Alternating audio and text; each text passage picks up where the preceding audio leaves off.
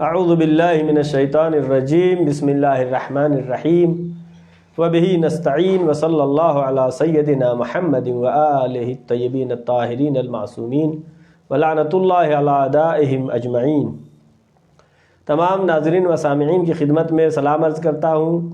جیسا کہ آپ محظور ہیں، سلسلہ دروس ترجمہ و قرآن کا آج درس نمبر 107 ہے، جو کہ ہماری کوشش ہوتی ہے کہ 20 منٹ میں درس کو تمام کیا جائے، اور ابتدائے قرآن سے پورے قرآن کا اس طریقے سے، اسی روش سے کہ ترجمہ اور مختصر تفسیر، بس اتنا کہ ہمارے کچھ تھوڑا سمجھ میں آ جائے۔ دراحال ہے کہ قرآن مجید، بار بار میں کہتا ہوں، بطن در بطن ہے، لیکن اپنے اس لائق کی مثلاً ہم قرآن مجید کو پڑھیں تو سمجھیں کچھ، اور وہ بھی آیات جو معصومین علیہ السلام نے ہم کو جس کا مطلب اور مقصد بتایا ہے۔ چونکہ ہمارا علم، انسانوں کا علم بہت محدود ہے۔ معصومین علیہ السلام جو حقیقی معلمین قرآن ہیں، وہ ہمیں بتائیں گے کہ کس طریقے سے ہم آیت کو سمجھیں، اس کا کیا مفہوم ہے، کیا مطلب ہے، اس کی شان نزول کیا ہے۔ آج ہم آیت پڑھیں گے، آیت نمبر 120 سے 123، سورہ آل عمران، جز نمبر 4، پارہ نمبر 4۔ سب سے پہلی آیت ہے جس میں دشمن شناسی کے بارے میں تذکرہ ہے۔ اس کے بعد کی آیتیں جو شروع ہوں گی وہ جنگ احد کے بارے میں تذکرہ ہے۔ بسم اللہ الرحمن الرحیم۔ ان تمسسکم حسنۃ تسوہم۔ گزشتہ آیتوں میں بھی یہی تھا کہ دشمن کی سازشیں کیا ہیں، دشمن کیا چاہتا ہے، کس طرح کی دشمنی کرتا ہے۔ آج خداوند عالم اس آیت میں فرما رہا ہے، ان تمسسکم حسنۃ تسوہم۔ اگر تمسسکم حسنہ، اگر تم سے کوئی نیکی، کوئی اچھائی، کوئی خوشی تمہیں نصیب ہوتی، تھوڑی سی بھی، تمسس یعنی مس کر جائے صرف، وَإِن تَمْسَسْكُمْ حَسَنَةٌ، اگر کوئی حسنہ تمہارے پاس آتی ہے، تَسُوهُمْ، تو ان کو بہت برا لگتا ہے، یعنی ان کو دلی تکلیف ہوتی ہے، دشمن کو، کفار و مشرکین کو۔ وَإِن تَمْسَسْكُمْ حَسَنَةٌ تَسُوهُمْ، اگر تم کو کوئی خوشی نصیب ہوتی ہے تو ان کو بہت برا لگتا ہے۔ وَإِن تُصِبْكُمْ سَيِّئَةٌ يَفْرَحُوا بِهَا، اور اگر کوئی تمہارے لیے تکلیف ہو جائے، کوئی سیئہ آ جائے، کوئی مصیبت آ جائے، یفرحوا بها، تمہاری اس مصیبت پر وہ خوش ہوتے ہیں۔ اب آیت کا اللہ کیا کہہ رہا ہے کہ اب یہ کیا ہے، دشمن کا حسد ہے۔ کفار و مشرکین کو تمہارے رنج میں خوشی ہوتی ہے، تمہاری خوشی میں غم ہوتا ہے۔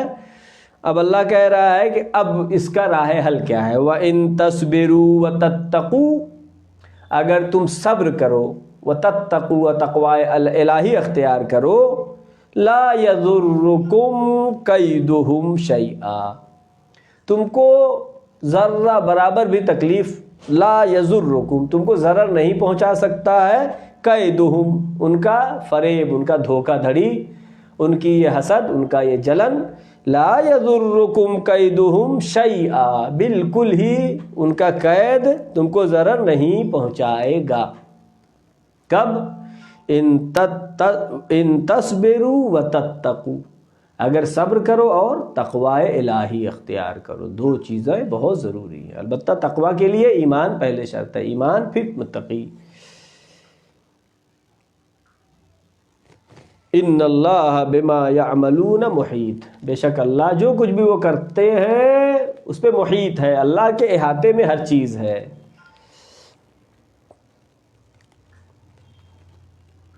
دشمن کس چیز سے استفادہ کرتا ہے؟ اگر ہمارے اندر بزدلی ہے، شجاعت نہیں ہے، شجاعت ملے گی تو اس در سے ملے گی جہاں کے لوگ شجاع ہیں، اہل بیت کے گھرانے سے شجاعت ملے گی۔ اگر بزدلی ہے، طمع ہے، دنیا کی لالچ ہے، بے تقوائی ہے، تو اس وقت دشمن غالب آ سکتا ہے۔ لیکن اگر تقوی موجود ہے، شجاعت ہے، حرص دنیا نہیں ہے، اور آیت نے کیا کہا؟ ان تصبروا وتتقوا، صبر کرو اور تقوی اختیار کرو، لا یضرکم کیدہم، ان کی چال، ان کا تمہیں کوئی نقصان نہیں پہنچائے گا شیئا۔ اب آیت جو ہم پڑھنے جا رہے ہیں اس میں تفصیلاً ذکر شروع ہو رہا ہے۔ شروع کی آیت یہ ہے جنگ احد کے سلسلے میں، وَإِذْ غَدَوْتَ مِنْ أَهْلِكَ تُبَوِّئُ الْمُؤْمِنِينَ مَقَاعِدَ لِلْقِتَالِ وَاللَّهُ سَمِيعٌ عَلِيمٌ، آیت نمبر 121 سورہ آل عمران۔ وَإِذْ غَدَوْتَ مِنْ أَهْلِكَ، اے میرے رسول، غدوت یعنی صبح سویرے، بالکل صبح صبح جب کرن پھوٹتی ہے۔ وَإِذْ غَدَوْتَ مِنْ أَهْلِكَ، اے میرے رسول اس وقت کو یاد کیجئے، اذ یاد کیجئے، غدوت من اہلک، جب آپ نکلے، من اہلک اپنے بال بچوں سے جدا ہو کر کے، تو کیا ہوا؟ وَإِذْ غَدَوْتَ مِنْ أَهْلِكَ تُبَوِّئُ، کس لیے نکلے؟ تُبَوِّئُ الْمُؤْمِنِينَ مَقَاعِدَ لِلْقِتَالِ، تُبَوِّئُ تاکہ نشاندہی کر سکے، یعنی مرکز جنگ کو بتا سکے، کس کو؟ المؤمنین، مومنین کو، مقاعد للقتال، مقاعد یعنی جگہ، یعنی مومنین کو جنگ کے سنٹر، جس جگہ پہ جنگ ہونا ہے اس جگہ کو بتائیں، جا کے یا رسول اللہ معین کریں، اس وقت وہ یاد کیجئے۔ واللہ سمیع علیم، اللہ سمیع بھی ہے اور علیم بھی ہے۔ اس آیت میں جیسا کہ آپ جانتے ہیں کہ جنگ احد سے پہلے جنگ بدر ہوئی، جنگ بدر ہوئی سن 2 ہجری میں، اور اس میں مسلمانوں کو کامیابی ہوئی،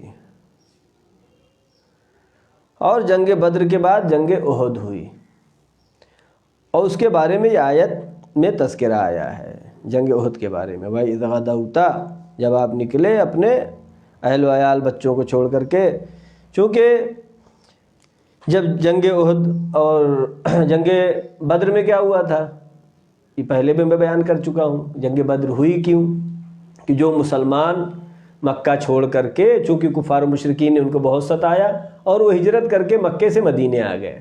جب وہ مدینے آ گئے تو اب جو وہاں پہ پراپرٹی ان کی تھی، دکان، مکان، گھر دوار، جو کچھ بھی تھا، کفار و مشرکین نے ان پہ قبضہ کر لیا، ہڑپ لیا۔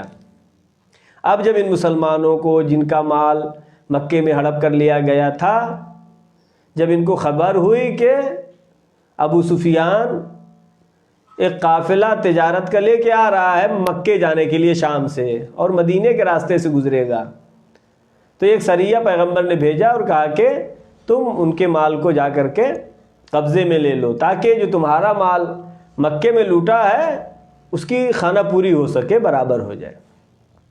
ابو سفیان کو جب یہ خبر ملی تو اس نے یہ خبر مکے پیغام بھجوایا کہ تمہارے قافلے پر مسلمان حملہ کرنے والے ہیں، تمہارا مال لٹ جائے گا، لہٰذا اب مکے سے لشکر آیا، اور جنگ پہلی اسلام و کفر کی جنگ بدر ہوئی، جس میں مسلمانوں کی تعداد 300، کفار کی تعداد 900 یا 1000، اور اس کم ہونے کے بعد بھی مسلمانوں کو جنگ نصیب ہوئی۔ لیکن جنگ احد میں پورا واقعہ آپ کو معلوم ہے کہ پیغمبر اس جگہ سے نکلے، اور اس جنگ میں منافقین نے بھی اپنی کارستانیاں کی، مثلا جیسے عبداللہ بن ابی جو منافقوں کا سردار تھا، مدینے میں تھا، اس نے یہ مشورہ دیا کہ جنگ مدینے کے اندر لڑی جائے، شہر کے اندر لڑی جائے، تاکہ جو ہے جب حملہ کریں گے تو عورتیں بھی بچے بھی اپنی چھتوں پر سے اینٹ اور پتھر پھینکیں گے، اور اس طریقے سے ہم دشمن پر غالب آ جائیں گے۔ لیکن سعد بن معاذ نے مشورہ دیا کہ نہیں، یہ بہتر نہیں ہے، بلکہ باہر نکلا جائے۔ اور پھر جو کہ آیت ہم نے پڑھی، اذ غدوت من اہلک، جب آپ نکلے اپنے اہل کے ساتھ، تو اس میں منافقین نے بہت ہی چال چلی. مثلا جیسے 300 افراد ایسے تھے جو واپس چلے گئے کہ ہم جنگ کرنے نہیں جائیں گے. آگے تذکرہ اس کا آئے گا آگے کی آیتوں میں. بس اس آیت میں یہاں تک کا تذکرہ ہے کہ رسول اللہ نکلے اور جگہ کو معین کرنے کے لیے. تبوئ المؤمنین، تاکہ جنگ کی جگہ کو رسول اللہ معین کریں. اور مدینہ کے ایک فرسخ کے فاصلے پر اس جگہ کو رسول اللہ نے معین کیا جہاں پر کوہ احد ہے، احد نام کا پہاڑ. اور اس جنگ میں رسول اللہ نے 50 لوگوں کو معین کر دیا کہ یہ درہ جو ہے پہاڑ کا، اس کے پیچھے سے دشمن حملہ کر سکتے ہیں. 50 لوگوں کو رسول اللہ نے معین کیا کہ چاہے آپ جنگ ہم جیتے چاہے جنگ ہار جائیں، تم کو اپنی جگہ پہ ڈٹے رہنا ہے، ادھر سے دشمن کو نہیں آنے دینا ہے. لیکن ادھر ابو سفیان نے 200 لوگوں کو معین کر رکھا تھا کہ جیسے ہی اگر موقع ملے تو پیچھے سے آ کر کے حملہ کر دینا. اب یہاں پہ بات سامنے آتی ہے کہ رسول کو مانا لیکن رسول اللہ کی بات نہیں مانی. جو پچھلے دروس میں بار بار میں کہتا رہا، ادیان اور مذاہب بھی وجود میں آئے، رسول جناب موسیٰ کو مانا، موسیٰ کی بات نہیں مانی. جناب عیسیٰ کو مانا، عیسیٰ کی بات کو نہیں مانی کہ ہمارے بعد آخری رسول یہ آئیں گے. رسول اللہ کے صحابہ جو 50 لوگ معین ہوئے تھے، رسول اللہ کو مانا، رسول اللہ کی بات نہیں مانی. انکار. مال غنیمت لوٹنے، جب دیکھا کہ اب دشمن بھاگ گیا ہے، مال غنیمت لوٹنے کے لیے دوڑے. اور اس جگہ کو جہاں کے لیے رسول اللہ نے کہا تھا اگر جیت بھی جائیں تب بھی نہ چھوڑنا، یہ چھوڑ کے چلے گئے. جب چھوڑ کے چلے گئے تو ادھر ابو سفیان نے 200 آدمی کو جو معین کیا تھا انہوں نے پیچھے سے آ کر کے حملہ کر دیا. اب جو پیچھے سے حملہ ہوا تو مسلمان بھاگے. جنگ احد میں مسلمانوں نے بھاگنا شروع کیا. اب جو ہے دشمن کا دائرہ نزدیک ہوتا گیا چونکہ مسلمان بھاگ گئے. اب رسول اللہ پہ حملہ ہونے لگا. جب رسول پر حملہ ہونے لگا تو تاریخ نے لکھا کہ مولا کائنات غالب کل غالب حضرت علی بن ابی طالب علیہ السلام نے پروانہ وار رسول اللہ کی حفاظت کیا، دفاع کرنے لگے رسول اللہ کا. اور اس میں جنگ احد میں مولا علی کو 70 زخم لگے. دشمن کی تعداد کتنی ہے؟ 3000. اسلامی لشکر 1000. لیکن اکثر بھاگ گئے، پہاڑیوں پہ بھاگ گئے. آپ سنتے رہتے ہیں. مولا کائنات کو اس میں زخم لگا. اور یہی وہ جنگ ہے کہ آسمان سے ندا آئی، فرشتے نے آواز دی جو کہ تاریخ میں رقم ہے، لا فتح الا علی، لا سیف الا ذوالفقار. کوئی جوان نہیں ہے علی کے علاوہ، کوئی تلوار نہیں ہے ذوالفقار کے علاوہ. تلوار ذوالفقار آسمان سے آئی. کب؟ جب مولا علی کی لڑتے لڑتے تلوار ٹوٹ گئی تب اللہ نے جبریل کے ذریعے سے یہ مدح بھی پڑھوائی، لا فتح الا علی، لا سیف الا ذوالفقار. اور پھر ذوالفقار جو تلوار ہے مولا علی کی خاص، وہ آسمان سے اتری. اور یہی وہ جنگ ہے جنگ احد جس میں رسول اللہ کے چچا جناب حمزہ شہید ہوئے. ابو سفیان کی بیوی ہندا نے جناب حمزہ کے کلیجے کو چبایا. دشمن کتنا جلا ہوا پچھلی آیت آپ نے پڑھی تھی کہ اندر سے جو ظاہر ہو رہا ہے ان کا بغض وہ کم ہے، اندر سے اور زیادہ ہے. وہ اندر جو بغض ہے اسلام کا، بعد میں یہ مسلمان ہو گئے، کتنا بغض ہے. آج تاریخ اسلام کا سب سے بڑا المیہ یہ ہے ابو سفیان اور اس کی اولاد کو اسلام کا سربراہ مان رہے ہیں.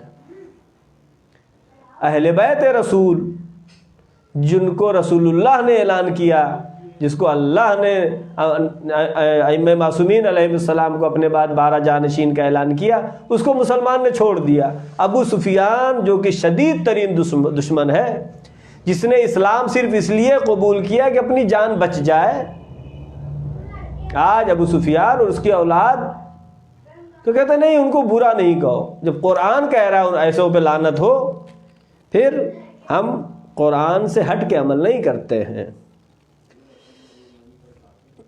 اور اس جنگ میں رسول اللہ کے 70 اصحاب شہید ہو گئے، اور ان میں ایک جوان تھا جس کا نام تھا مصعب، جو بہت ہی خوبصورت تھا۔ ایک کافر نے ان کو قتل کر دیا، اور سمجھا کہ اتنا خوبصورت جوان ہے تو وہ سمجھا کہ رسول اللہ ہیں۔ اس نے کہا کہ ہم نے محمد کو قتل کر دیا، ہم نے محمد کو قتل کر دیا۔ بہت سی اس میں بڑی تفصیل ہے، قرآن مجید میں سب پڑھیں گے انشاءاللہ۔ اور مسلمان بھاگنے لگے۔ آیت نے یہ کہا کہ کیا ایسا ہے کہ رسول اللہ دنیا سے چلے جائے تو واپس چلے جاؤ کفر کی طرف؟ پہلی بات کہ یہ جھوٹی خبر جو پھیلائی، مسلمان اس سے بعض کتابوں میں مرقوم ہے کہ شیطان نے یہ آواز لگائی اور مسلمان بھاگے، شیطان کے فریب میں آ گئے۔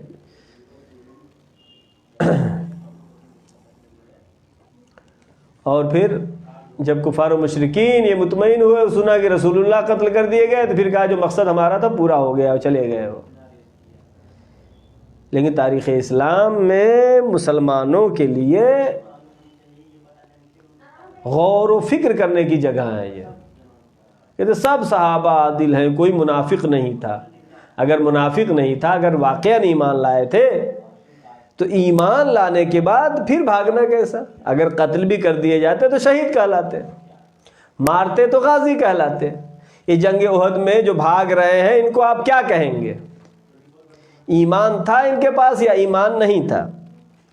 اگر ایمان تھا تو بھاگنا نہیں چاہیے تھا۔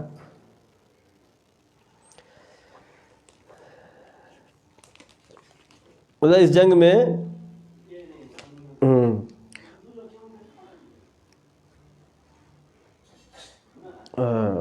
واللہ سمیع علیم، اللہ سمیع بھی ہے اور علیم بھی ہے۔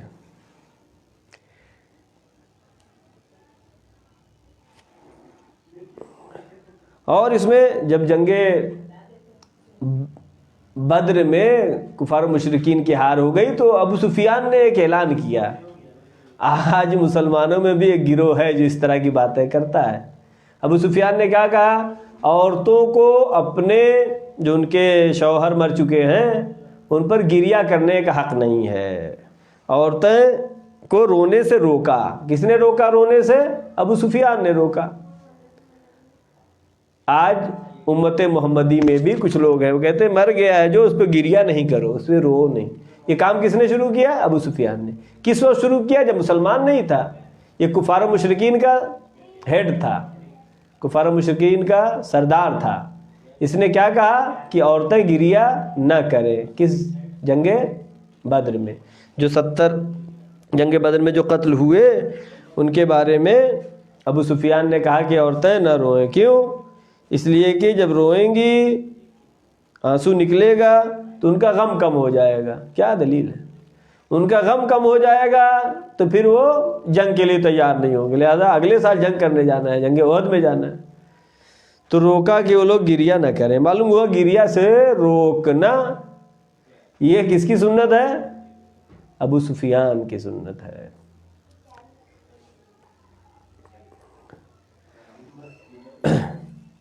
اب آگے کی آیت پڑھیں گے، آیت نمبر 122۔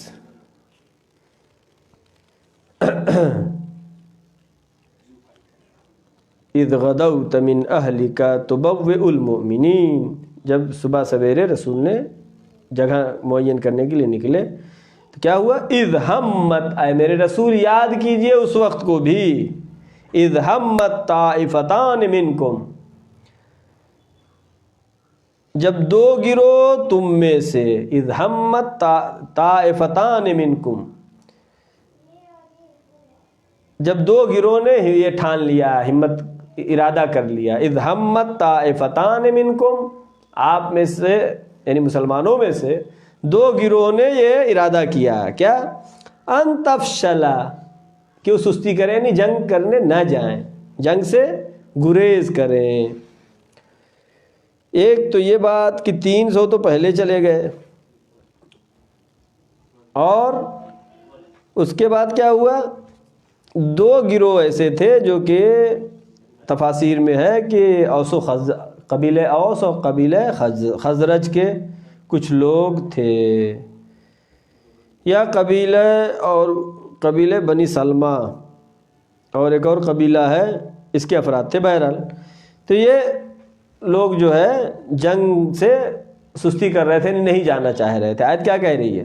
وَإِذْ هَمَّتْ طَائِفَتَانِ مِنْكُمْ، جب 2 گروہ آپ میں سے ان تفشلا، انہوں نے سستی کا اظہار کیا کہ جنگ سے بھاگنا چاہا، واللہ ولیہما، خدا نے ان کی مدد کی۔ کس طرح مدد کی؟ کہ اللہ نے ان کی فکر کو بدل دیا۔ سستی جب انہوں نے کیا تو اللہ نے ان کے ذہن میں یہ بات ڈالی کہ ایسا نہیں کرو، اسی کی طرف آیت اشارہ کر رہی ہے۔ اذ ہمت طائفتان منکم ان تفشلا واللہ ولیہما، اللہ ان کا ولی ہے۔ یعنی ولی ہے کیا مطلب؟ یعنی اللہ نے ان کی فکروں کو بدلا کہ وہ جنگ میں جائیں۔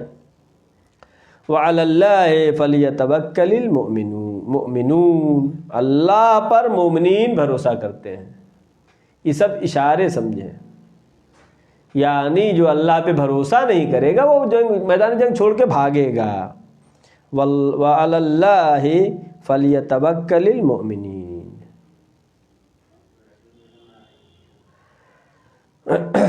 مومنین صرف اللہ پہ بھروسہ کرتے ہیں، میدان چھوڑ کر کے بھاگتے نہیں ہیں۔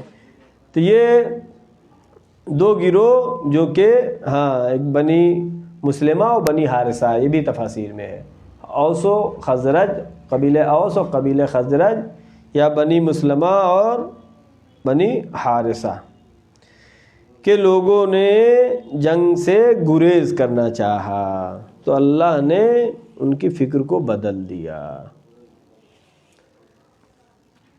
تو اس میں کیا ہو گیا؟ پہلی بات یہ کہ 300 جو منافق تھے انہوں نے شرکت کی۔ یہ بالکل واضح ہے کہ منافق تھے۔ یہ کیسے کہتے ہیں؟ الصحابہ کالنجوم بأیہم اقتدیتم اہتدیتم، جب قرآن کہہ رہا ہے بار بار کہ کچھ لوگ بھاگ گئے، تو جو بھاگ گئے یہ منافق ہیں، ایمان نہیں ان کے پاس۔ ایمان ہوتا تو کیوں بھاگتے؟ تو 300 منافقین نے تو پہلی انکار کر دیا، نہیں جائیں گے۔ پھر اوس و خزرج یا بنی سلمہ و بنی حارثہ کے کچھ لوگوں نے چاہا کہ نہ جائیں جنگ پر، سست پڑے، لیکن بعد میں اللہ نے ان کی فکریں بدل دیں اور پھر وہ جنگ کے لیے تیار ہو گئے۔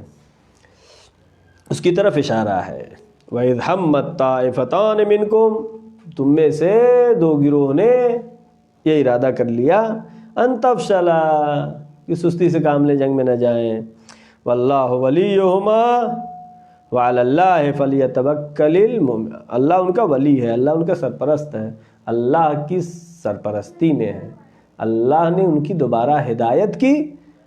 وعلی اللہ فلیتوکل المؤمنون، تو جن کی ہدایت کی اللہ کی سرپرستی میں ہے وہ کون لوگ ہیں؟ جو اللہ پہ بھروسہ کرتے ہیں، وہ مومنون ہیں، وہ مومن ہیں۔ اور جو 300 بھاگ گئے وہ کون سے ہیں؟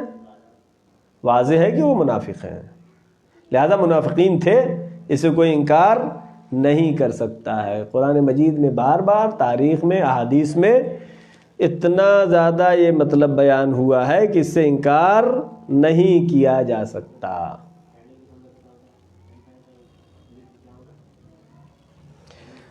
اب آج کے اس درس کی آخری آیت، یہاں پہ خداوند عالم جنگ بدر کے مسلمانوں کو یاد دلا رہا ہے۔ وَلَقَدْ نَصَرَكُمُ اللَّهُ بِبَدْرٍ، جنگ بدر میں اللہ نے تمہاری مدد کی۔ تم 300 تھے، وہ 1000 تھے، تب بھی جو ہے کیا ہوا؟ خدا نے مدد کی اور مسلمانوں کو کامیابی نصیب ہوئی۔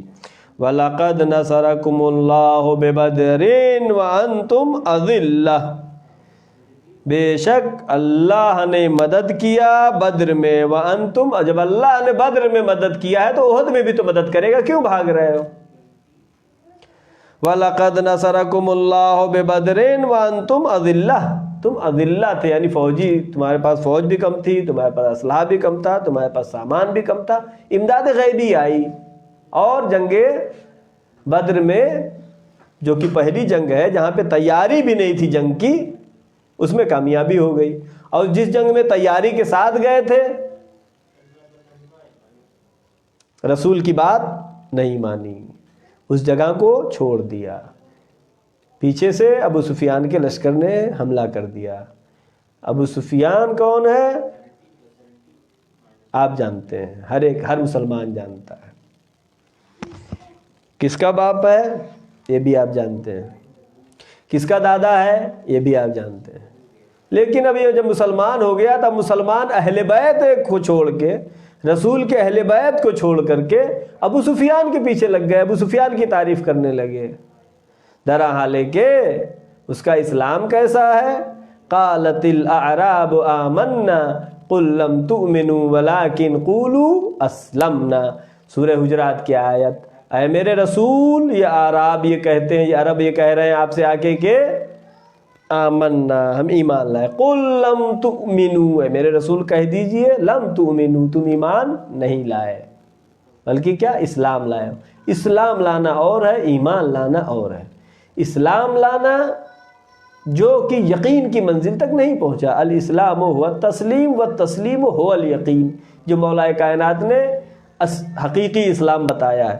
اسلام تسلیم کا نام ہے، اللہ کے احکام کی مخالفت نہ کرنا، رسول اللہ کی مخالفت نہ کرنا، یہ ہے اسلام۔ جو بھاگ گئے وہ رسول اللہ کی انہوں نے مخالفت کیا۔ وَلَقَدْ نَصَرَكُمُ اللَّهُ بِبَدْرٍ وَأَنْتُمْ أَذِلَّةٌ، تم کمزور تھے، تمہارے پاس نہیں نہ اسلحہ تھا نہ فوج تھی، تب بھی اللہ نے مدد کیا، تو آج بھی اللہ مدد کرے گا۔ فَاتَّقُوا اللَّهَ لَعَلَّكُمْ تَشْكُرُونَ، مین نقطہ کیا ہے؟ فَاتَّقُوا اللَّهَ، تقوی الہی اختیار کرو، اللہ سے ڈرو۔ اللہ سے ڈرو گے تو کسی سے نہیں ڈرو گے، اللہ سے نہیں ڈرو گے تو ہر ایک سے ڈرو گے۔ آج عالم اسلام کی سب سے بڑی مشکل یہ ہے کہ اللہ کے علاوہ ہر ایک سے ڈر رہا ہے، امریکہ سے ڈر رہا ہے، اسرائیل سے ڈر رہا ہے، یہودیوں سے ڈر رہا ہے، عیسائیوں سے ڈر رہا ہے، ظاہراً سفید کپڑا، بہترین سجدے کے نشان، لیکن ڈر رہا ہے۔ آیت کیا کہہ رہی ہے؟ فَاتَّقُوا اللَّهَ لَعَلَّكُمْ تَشْكُرُونَ، اللہ کا تقوی اختیار کرو کہ تم شکر گزار بندے بن سکو۔ جب تقوی اختیار کرو گے تب شکر گزار بنو گے، جب تقوی اختیار کرو گے تو کامیابی ہوگی۔ اوپر آیت کیا پڑھی تھی؟ وَإِن تَصْبَرُوا وَتَتَّقُوا، اگر تم صبر کرو اور تقوی اختیار کرو، لا يَضُرُّكُمْ كَيْدُهُمْ، کچھ بھی نقصان نہیں۔ ایمان تو لاؤ قرآن پہ، الاسلام یعلو ولا یعلا، اسلام سر بلند ہے۔ لہذا ان آیات پر غور و فکر کرنا چاہیے، تدبر کرنا چاہیے کہ اللہ نے ہم کو کیا پیغام دیا ہے، اللہ نے ہم کو کیا بتایا ہے۔ صرف قرآن کو رٹ لینے سے، صرف حفظ کر لینے سے اسلام سربلند نہیں ہوتا ہے، مسلمان سربلند نہیں ہوتا ہے، ثواب مل جائے گا، لیکن اسلام نے ہر چیز بتائی ہے، قرآن نے ہر چیز بتائی ہے۔ جس طریقے سے نماز و روزہ بتایا ہے، دشمن سے کیسے مقابلہ کیا جائے یہ بھی بتایا ہے، حکومت اسلامی کو کیسے چلایا جائے یہ بھی بتایا، اللہ نے ہر چیز بتائی ہے۔ لا رطب ولا یابس الا فی کتاب مبین۔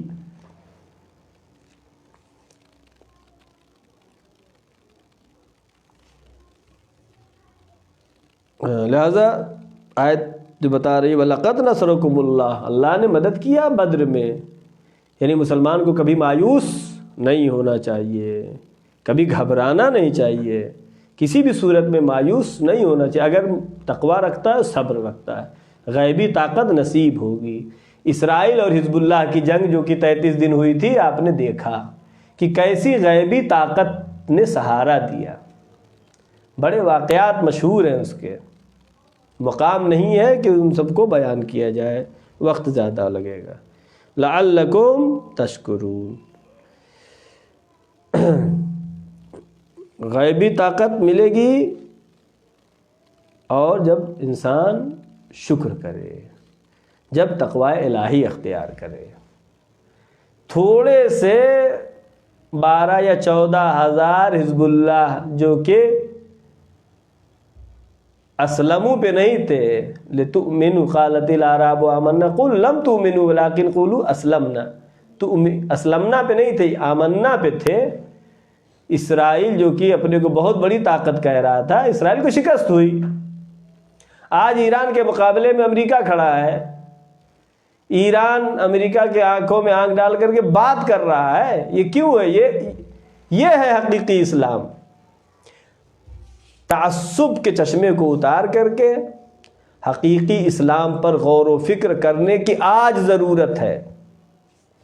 اگر آج اس پہ متوجہ نہیں ہوئے تو مسلمان، کیا کسی انگریز نے کہا تھا، سب سے اچھا مذہب اسلام اور سب سے خراب اس کے ماننے والے مسلمان۔ ایسا نہیں ہونا چاہیے، بلکہ ہم کو حقیقی اللہ کا مطیع ہونا چاہیے، حقیقی رسول کو ماننے والا ہونا چاہیے کہ رسول نے، اللہ نے، انبیاء نے جو احکام دیے ہیں اگر ہم ان کی پیروی کریں گے تو کبھی بھی ہمیں نقصان نہیں ہو۔ ان تصبروا وتتقوا لا یضرکم کیدہم، اگر تم صبر کرو اور تقوی اختیار کرو، ان کا فریب، ان کا قید، ان کا دھوکہ کوئی تمہیں نقصان پہنچانے والا نہیں ہے۔ آیت پر ایمان رکھے اگر آج بھی مسلمان، تو جس طریقے سے گزشتہ اوائل اسلام میں اسلام ساری انسانیت کو راستہ دکھا رہا تھا، آج بھی راستہ دکھائے گا۔ آج یورپ اور امریکہ کے کلچر پہ ہم کو عمل کرنے کی ضرورت نہیں، ہمارے پاس کلچر موجود ہے، ہمارے پاس الگو موجود ہے، ہمارے پاس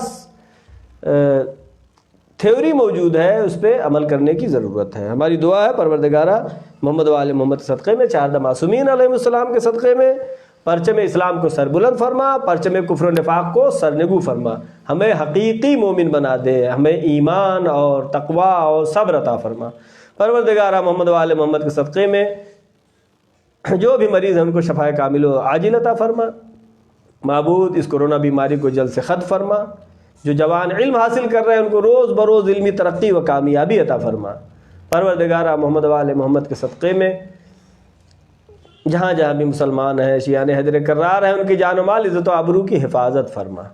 پروردگارہ جو بھی مریض ہیں ان کو شفائے کامل و عاجل عطا فرما، جو بے روزگار ہیں ان کو روزی عطا فرما، جب وہ باروزگار ہیں ان کی روزی میں وسعت عطا فرما۔ پروردگارہ جو مقروض ہیں ان کے قرضوں کو ادا فرما۔